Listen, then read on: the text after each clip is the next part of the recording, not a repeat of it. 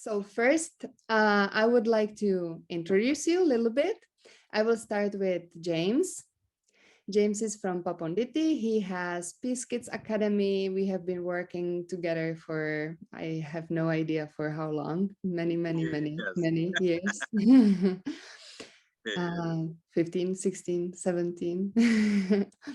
So do you think, James, that you will tell us a little bit about Peace Kids, and then I will go to Adada? Thank you very much, Luca. I think I'm James. I come from Paponditi. This is a village school we built in the year 2006. We started a very small school for our children within the village, where we wanted all our children to go to one school, which we can help them, give them direction to be good leaders in the future.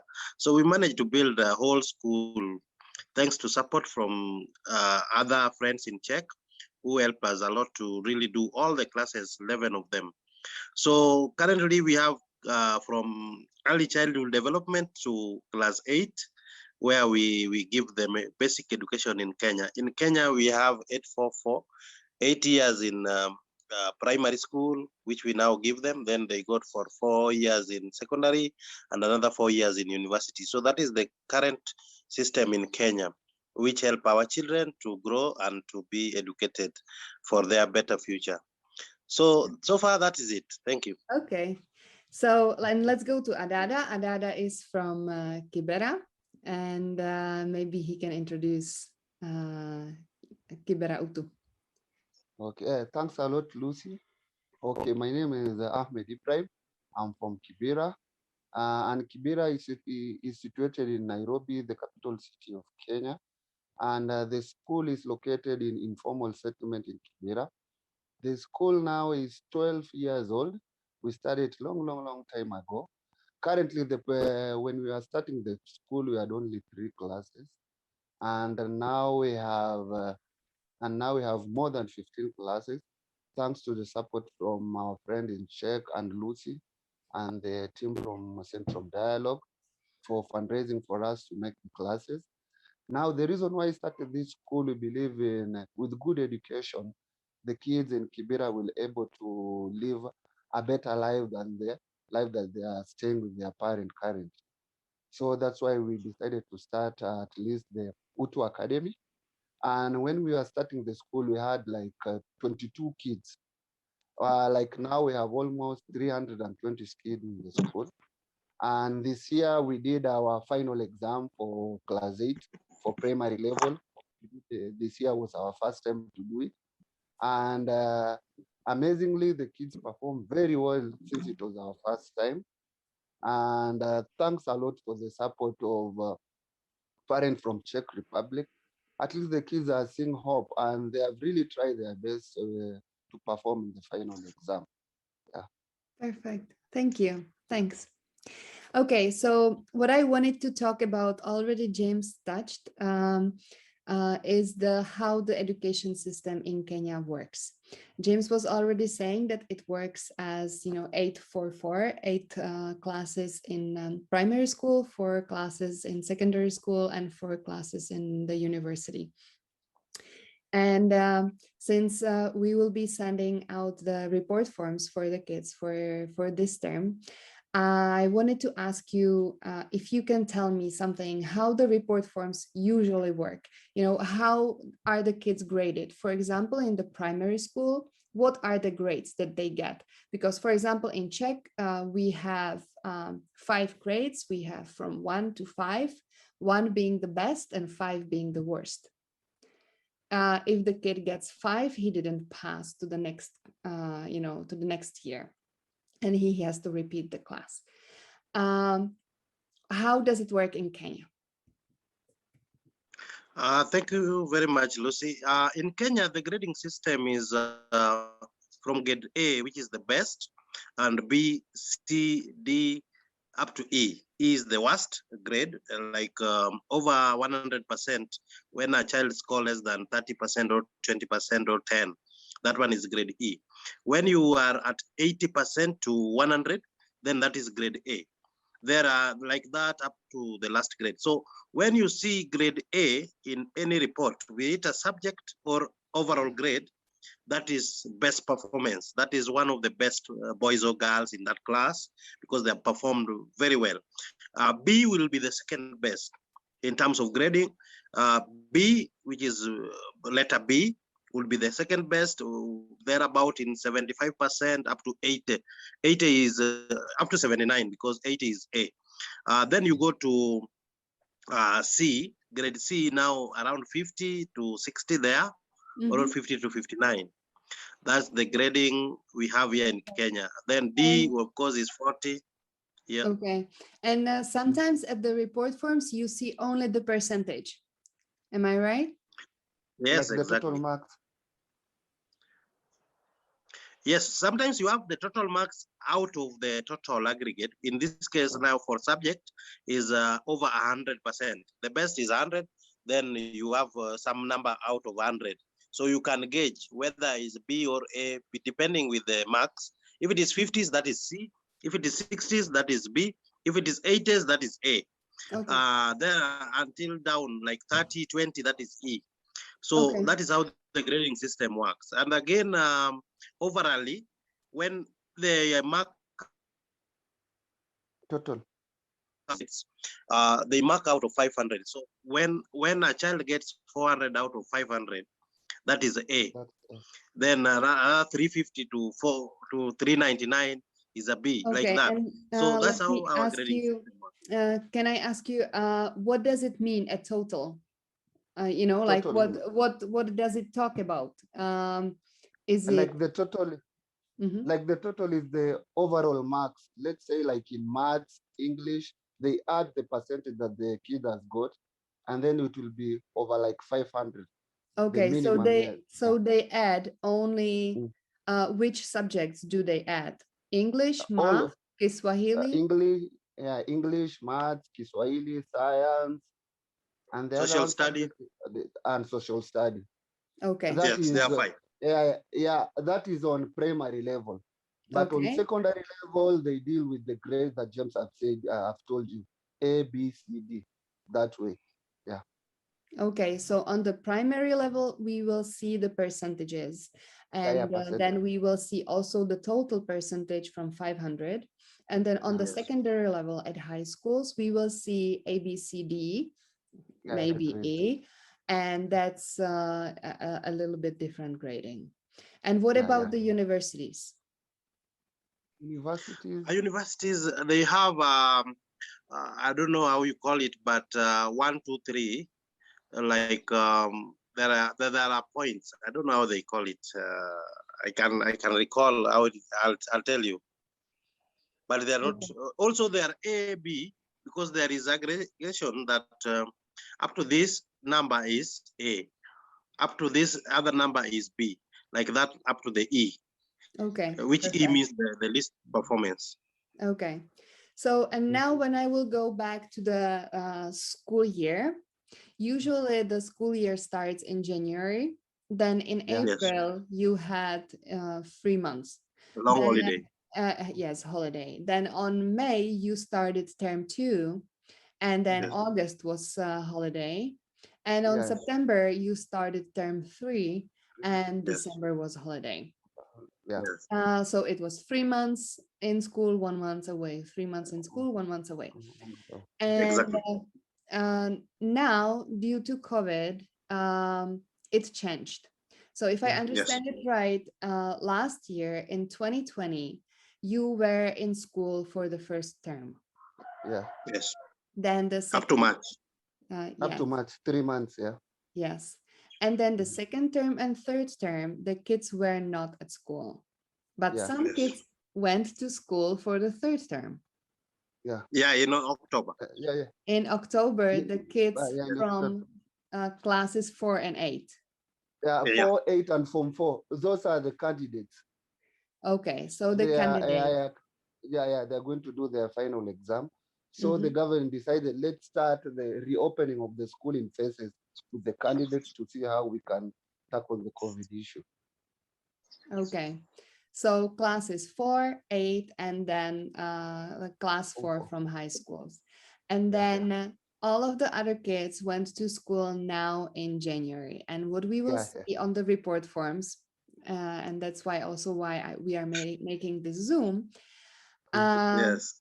is that some schools on the report forms write it is the first term of 2021, which would be the regular naming. Some schools write it's the second term of 2020, and some schools write it's the second term of 2021. Very confusing. Yes, how did this happen? I think with that, maybe it's a confusing from the school. From what the ministry have delegated us to do is, you see, on the first time 2020, we went only for the 3 months, but majority of the school didn't do the final exam, end term exam for the first term. So since they didn't do the first term exam, so the government decided that we can continue with the syllabus. That's why now currently the way we have closed the school, it was second term. When we opened, it was second term. And now when we are going to open for, it's going to be the third term on May. That's going to be. So it's a continuation of syllabus coverage. First term, and then second term, the one that we have closed, and then third term, the one that we are going to open on May. Okay, and then you will go back to the first term before the end of the year. First term. First term. And also it was really unique for class 8 and 4 and Form 4s, because them 2020 exams, which was the final exam, which was supposed to be done by third term last year, was now done in March. So with them, they have cleared the academic year of 2020, so they were in third term. Because they came earlier. So when they resumed in October, they resumed their second term, which was cut short to be reopened in May. And they never opened in May, only to reopen in October to start second term, because first term in March, they were almost closing for the close year of the term. So when they started in October, that was their second term, which they went with until January. Then they started, when the whole school now, other candidates joined them, they were now in third term. So they finished by March and did their final exam, these 3 classes, class 4, grade 4 and grade 8, and now Form 4. They now finished their academic calendar by March when they did their final exams. So that's why some are in third term 2020, because they now cleared. Now when we are reopening in May, this kind of guys, they will start first term 2021.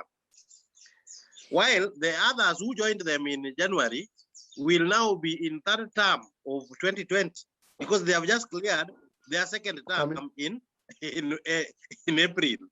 And come May, now they are on there. So they are behind by 1 term, while the 3 other classes category, they're ahead by 1 term also.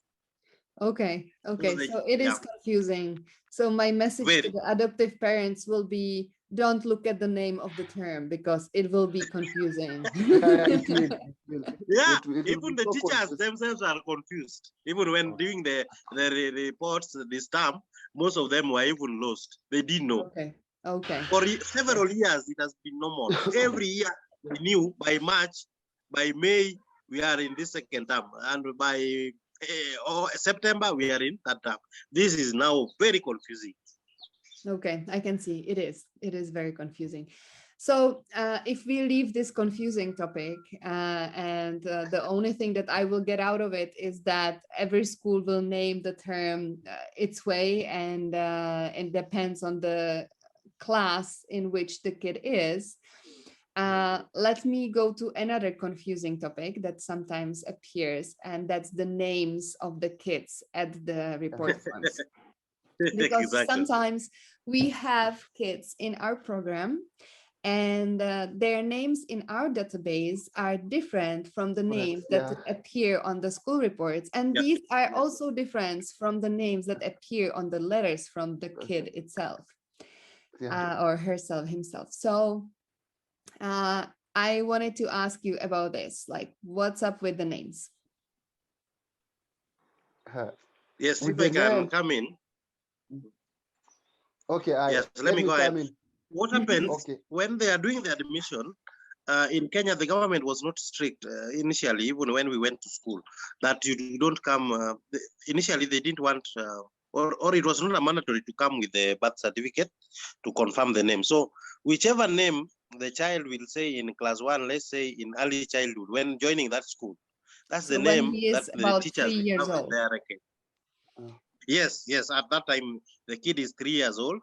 So he or she can mention any name, maybe even the nickname at home, not the official names. And since there is no birth certificate to verify and validate these names, the teacher admitting will just go by what the child has said, and that will go for a long time, maybe until this child is doing the exam. Because when we are now doing the final exam in class 8 or form 4, they need the birth certificate. That is a mandatory requirement now that we want. And I think that's why they reintroduced this, because you find some certificates were coming in different names than the official name of the child. So right now the government is so strict, you cannot register for a national examination when you don't have the official document called the birth certificate. So until then, the child would have used the wrong naming all through up to class 8 for 8 years without any problem, and it is okay. So until such a time that they are now doing the final exam, you will find a different name on the exam card and exam, because now they have to go with the original birth certificate names from the ministry, which now tells you will find that our report forms will change a bit, not most of them, but a few. When now I give you now the result from the Ministry of Education called the National Examination results, that one will come with the actual and original name from the birth certificate. Thank you. Okay. And also to add on what James have said, like when you are doing registration for mostly the candidates from Form 4, Class 8, and Grade 4, you will see like your name is Lucy Tamasova. So when you are doing the registration, you will have to start with Tamasova and then Lucy. So that's what they will come in the report form, Tamasova, Lucy. And then another thing also I have experienced here in Utu, here in Kibera. You know, majority of the parents are single parent. Maybe they have put like, let me say like, it's a lady. She has put the name of the kid, maybe Anthony Kimani. You see, when the boy is Anthony, the father is Kimani. So when there is misunderstanding between the family, maybe the father is not supporting the child, you will see the mother will just tell the kid, from today onwards, your name is Anthony Ann. Now the mother is removing the name of the father and putting her name, Anthony Kimani. So also the parents, they are also mixing the kids. Okay, so the names are just not a big deal, so they change. Yeah, they're not. Yeah, they change. To us, yeah. It's so normal. Yeah. And also my experience is that also many times the kids have more names, for example, 3, 4 names. And sometimes they write the first 2 and then another time they write the other 2. The other last 2. Yes. Yes. Like me, like I took an example of me, my name full. I have like when I was a kid, my father used to tell me the 5 names, like Ahmed, Ibrahim, Suleiman, Sebi. Okay. Those are 4. Okay. So some of them they would write. They can pick any. And we just call you Adada. Yeah.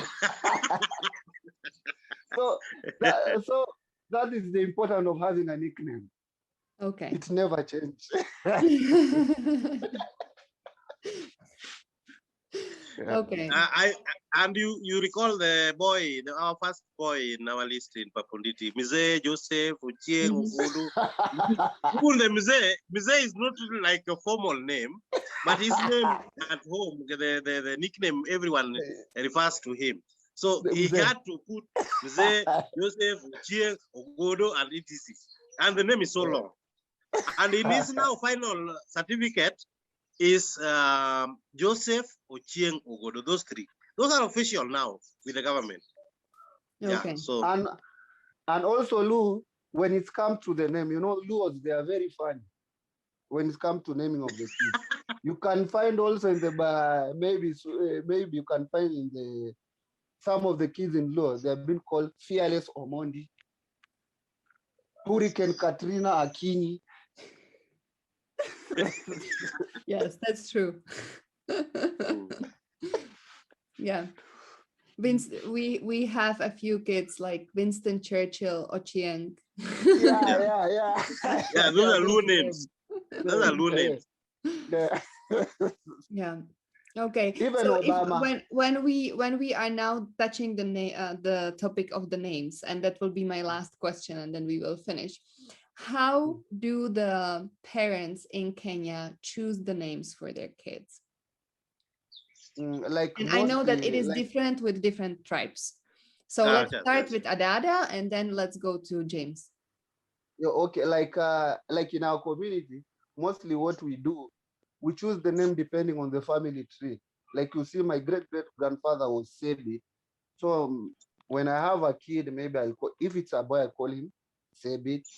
Depending also on my wife, if Mama Ibra, like Ibrahim is the name of my father, and also is the name of Mama Ibra's father. So we share, so we decided to call him Ibrahim. Okay. But with the Jaila, we decided to come with a unique name in the family tree. So we decided to call her Jaila. That's a new name. But majority of them, they use the family tree, the great-great-great-grandfather and mother. Okay. And with Luos, it is a little bit more fun. So tell me. Yeah, with the Luos, one, we consider the time of birth mostly. Like when you're born in the daytime, that is Ochieng, Achieng. For a female is Achieng, for male is Ochieng. So you change O and A depending with the gender of the child. When in the evening is Odhiambo or Adhiambo, depending with the gender, whether the female one will be Adhiambo and the male one will be Ochieng. At night is Otieno and Atieno for the other gender. When you are in the wee hours of the evening, Onyango, those are people born when the cows are coming back home, like in the evening by 6 or 5 there. So they are called Onyango. Onyango or Anyango for the female gender. And several others, because the time matters when the child was born. And also when you see Adongo or Odongo, they were twins. So one came after the other. Adongo is mostly the second one to come out. And when it's male is Odongo. So that one also is taken to consideration.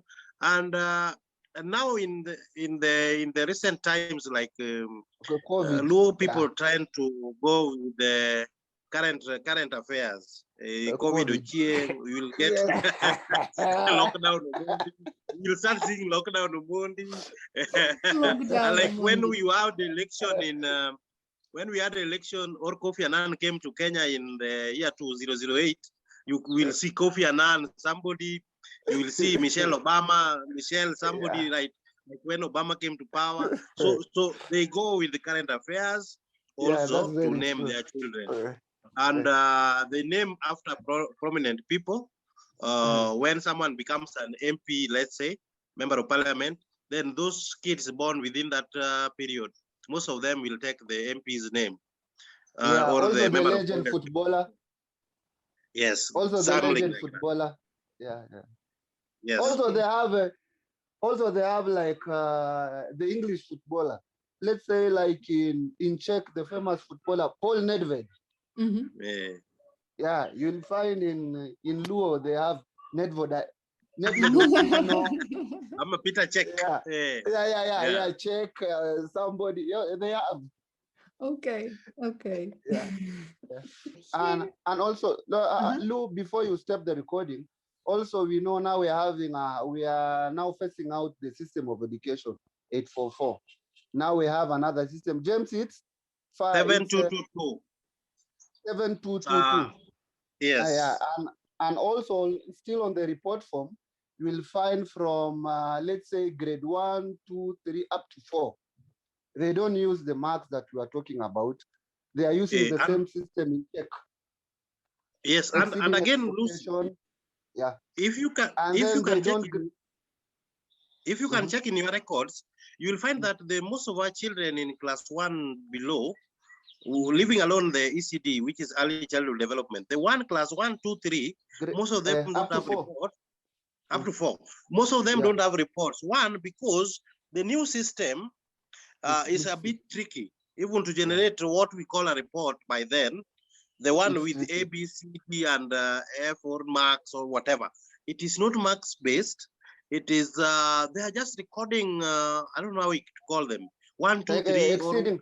Yeah, like the check system. They're using the check system. It's almost like your system. Yeah, So in our reporting this term, most of those lower classes, we didn't even get the results because one, this recording, the teachers have them even up to now, because they have to key them into the system of the government online. So the school closed in March, but until now they have not even given their results because they still want to key in everything. So when they open, I think is when they will give them this kind of report. And this kind of report is very, very totally different with the ones we've been using all this time. You will start seeing them from next term. Some this term you can start seeing. They are very different. You don't even know what is the score of the child. You don't know. It's just there to gauge the child is progressing to class 4 or 1, whatever it is. So it will be different. And again, this is what they are going with until these kids go to class 8. No, class 7 is where now they will reach. After reaching class 7, this lot will go to not class 8. They will go to lower junior secondary, which is 2 years. We are not yet there, but in 2-3 years we will be there. For the class 4s, I think class 4 this year or class 4 of last year. Pilot class 4 this year. The candidates. Yes. So once they have done this of class 4, they will again do one in class 7, which will take them to junior secondary school. So at that point, even them, they will leave our school at that point because they will no longer be primary children. They will be secondary, but junior secondary for 2 years, then senior secondary for another 2 years, then to university for another 4 years. Okay. It is funny, but that's how it is now, and it's coming soon. Okay. Yeah. Okay. I understand. So it will come in about 2 years. It will not. Yes. Yet. Yeah. And so the junior high school will be carried out by the secondary schools. Yes. Secondary, but still they are debating on it because whether to introduce them to the primary. Because the secondary, they don't have enough room or space to build the junior secondary. Of course. So I think they'll just try to utilize the space that they have in primary school. Okay, so we will see that in the near future. Yeah, in the future. Okay. Soon.